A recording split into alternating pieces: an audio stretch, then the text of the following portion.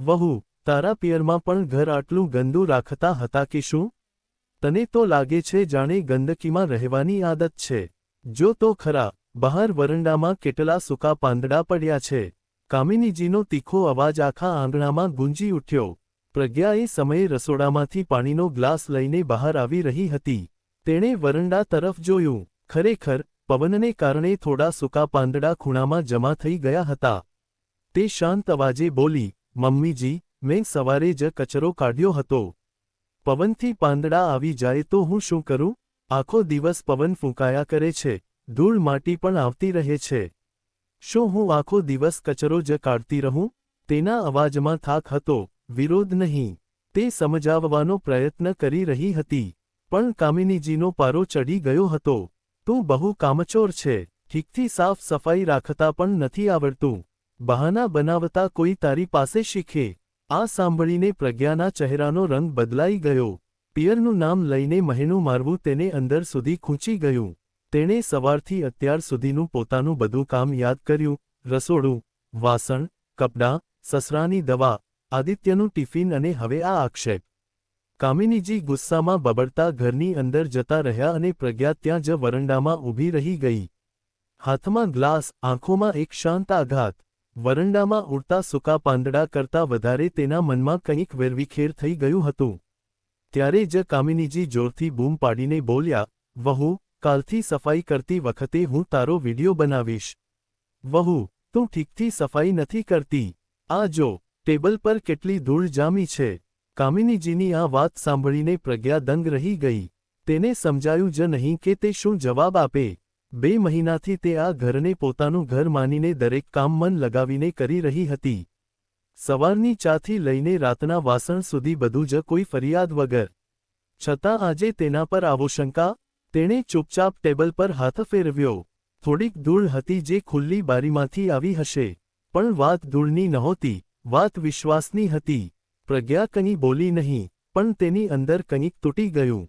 Video બનાવશે, આ શબ્દો તેના કાનમાં ગુંજતા રહ્યા. તે રાત્રે તેણે ખૂબ વિચાર્યું, શું તે ખરેખર આટલી બેદરકાર છે કે પછી તેને ફક્ત પારખવામાં આવી રહી છે? પછી તેના મનમાં એક વિચાર આવ્યો, જો તેને કઠેડામાં ઊભી રાખવામાં આવી રહી છે, તો કેમ તે પોતે જ સત્ય સામે ન રાખે? બીજે દિવસે રાત્રે જ્યારે આખું પરિવાર ડાઇનિંગ ટેબલ પર ભેગું થયું, સસરા, પતિ આદિત્ય અને કામિનીજી, ત્યારે માહોલ સામાન્ય હતો પણ પ્રજ્ઞાની અંદર તોફાન ચાલી રહ્યું હતું. તેણે ઊંડો શ્વાસ લીધો, પાણીનો ગ્લાસ મૂક્યો અને શાંત પણ સ્પષ્ટ અવાજે બોલી, પપ્પાજી, મમ્મીજીને લાગે છે કે હું સફાઈ બરાબર નથી કરતી. તે કહેતા હતા કે કાલથી તે સફાઈ કરતી વખતે મારો વિડિયો બનાવશે જેથી જોઈ શકે કે હું કામ બરાબર કરું છું કે નહીં. ટેબલ પર એક ક્ષણ માટે સન્નાટો છવાઈ ગયો. કમલેશજીએ નવાઈથી કામિનીજી સામે જોયું. શું સાચે જ તે એવું કહ્યું? કામિનીજી ઉકળી ઉઠ્યા, મારા જ પતિ પાસે મારી ફરિયાદ કરે છે? આટલી નાની વાતને આટલી વધારીને રજૂ કરે છે. પ્રજ્ઞા સહેજ મુસ્કુરાઈ, પણ તેની આંખોમાં ભીનાશ હતી. તે બોલી, કેમ મમ્મીજી, તમે પણ તો મારા પતિ પાસે મારી ફરિયાદ કરતા રહો છો. ત્યારે તમને એ ફરિયાદ નથી લાગતી, ચિંતા લાગે છે. આદિત્ય ચૂપ હતો, પણ તેની નજર હવે પોતાની માતા અને પત્ની વચ્ચે ફરી રહી હતી. પ્રજ્ઞાએ આગળ કહ્યું, મેં વિચાર્યું છે કે જો હું સાફ સફાઈનું કામ બરાબર નથી કરી શકતી, તો કદાચ મારે મારા કરિયર પર જ ફોકસ કરવું જોઈએ. આખરે મેં ભણતર પૂરું કર્યું છે. જો ઘરનું કામ પણ ઠીકથી નથી થતું અને મમ્મીજીએ મારા પર આટલી નજર રાખવી પડે છે, તો સારું છે કે હું આ કામ જ છોડી દઉં. તેનો અવાજ થોડો ગદગદિત થઈ ગયો હતો, પણ શબ્દો સ્પષ્ટ હતા. તમે લોકો કામવાળી બાઈ રાખી લો, પછી જોજો કે તે આખો દિવસ બરાબર સફાઈ કરે છે કે નહીં. તમે તેના પણ વિડિયો બનાવી લેજો. આખરે ઘરનું કામ પણ પ્રોફેશનલ રીતે થવું જોઈએ ને. સસરાએ માથું નમાવી દીધું. આદિત્ય અસ્વસ્થ થઈ ગયો. પ્રજ્ઞાની આંખોમાંથી હવે આંસુ સરી પડ્યા, પણ તેણે પોતાની જાતને સંભાળી. હું વહુ છું મમ્મીજી, કોઈ નોકરાણી નથી. જો મારા પર એટલો શંકા હોય કે મારે કામ કરતા રેકોર્ડ થવું પડે, તો કદાચ હું આ ઘરમાં વિશ્વાસ નહીં પણ ફક્ત જવાબદારી નિભાવી રહી છું.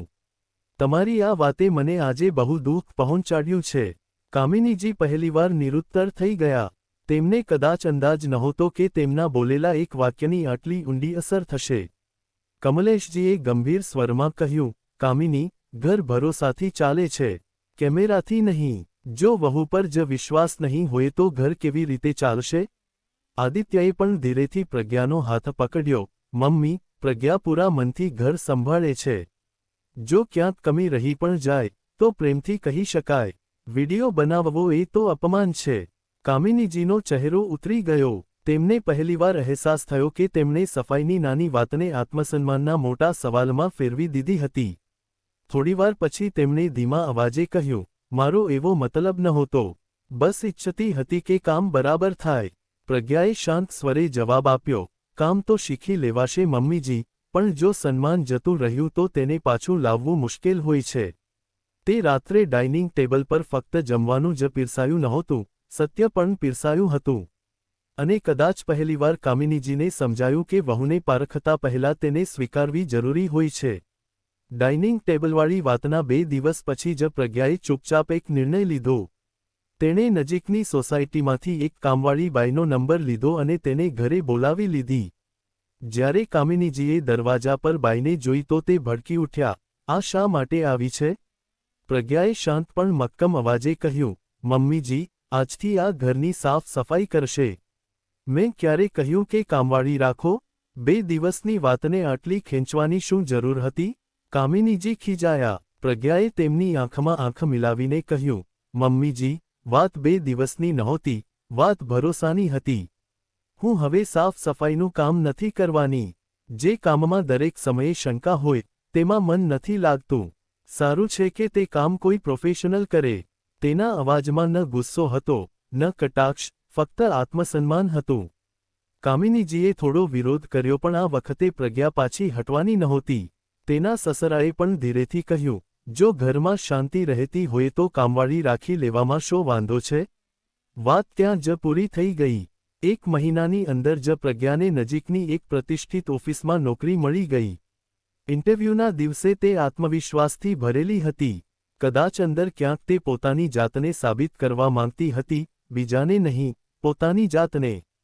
પહેલા દિવસે જ્યારે તે ઓફિસ માટે તૈયાર થઈને નીકળી ત્યારે તેના ચહેરા પર અલગ જ ચમક હતી. સાડી વ્યવસ્થિત પહેરેલી, વાળ સંભાળેલા, આંખોમાં આત્મવિશ્વાસ.